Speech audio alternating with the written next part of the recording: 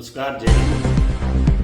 બનાસકાંઠાના વિભાજન બાદ થરાદ અને વાવ એક નવા જિલ્લા તરીકે નવો જિલ્લો બનાવવામાં આવ્યો।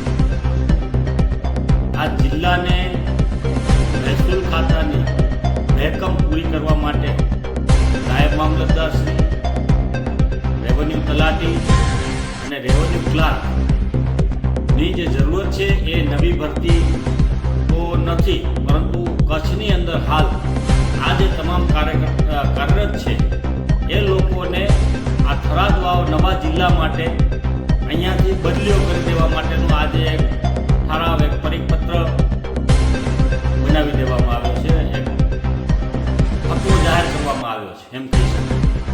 ત્યારે સાંસદ, ધારાસભ્યો અને હવે તો એક મંત્રી અને હવે તો સત્તા પક્ષના મહામંત્રી પણ કચ્છની અંદરથી એક નવા મળ્યા છે।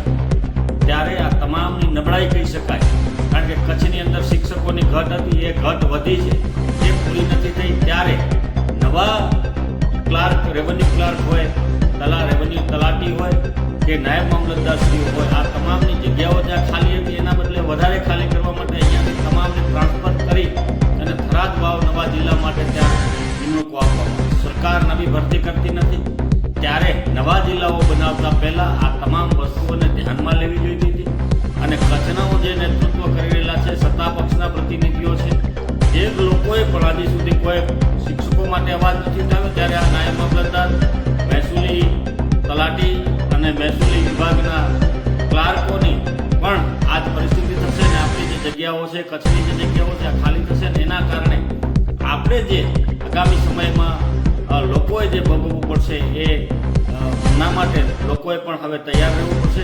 આ એક સરકારની યોજનાઓ છે કે જે નવી જિલ્લાઓ બનાવી દેશે, પરંતુ એના માટે જે જરૂરી છે એવી તૈયારીઓના ભાગરૂપે નવી ભરતીઓ નહીં કરવામાં આવે। એટલે કચ્છના લોકોને જાગૃત થવાની જરૂર છે, કારણ કે આ સત્તા પક્ષના નેતાઓ ત્યારે જાગશે નહીં અને જે પીડાઓ હવે આવશે ભોગવવાની એ કચ્છીજનોને જ ભોગવવી।